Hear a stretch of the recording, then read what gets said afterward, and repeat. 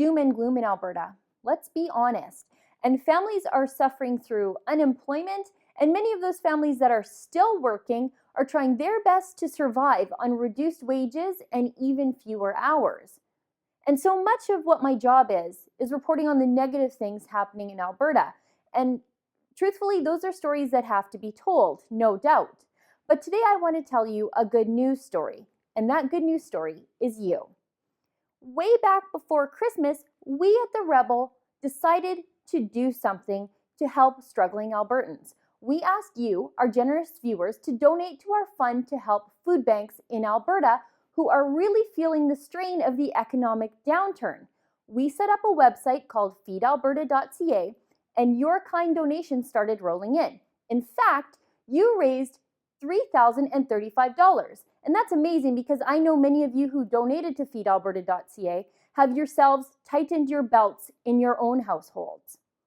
So I went to one of the hardest hit food banks in Alberta to deliver your generosity to them. I drove up to Fort McMurray to hand them a check. I spoke to Arianna Johnson. She's the executive director of the Wood Buffalo Food Bank Association. She told me about the challenges facing her food bank. Here.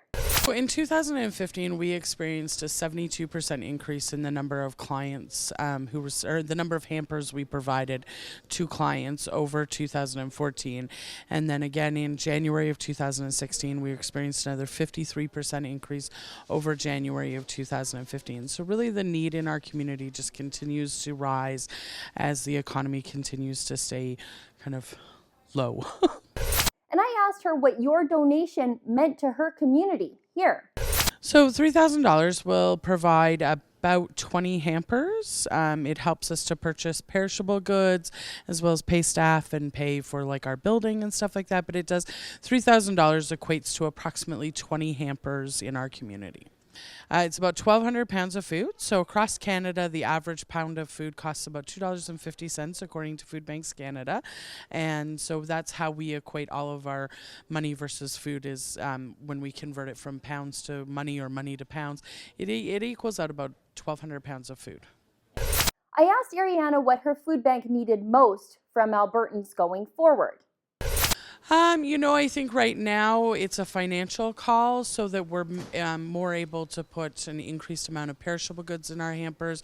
But really, for on the non-perishable side, we're looking for things like baby formula, Enfamil in particular, hamburger helper, no-nut granola bars, so like school snacks and things like that. And canned meats are always needed because they're our best ability to provide protein to our families.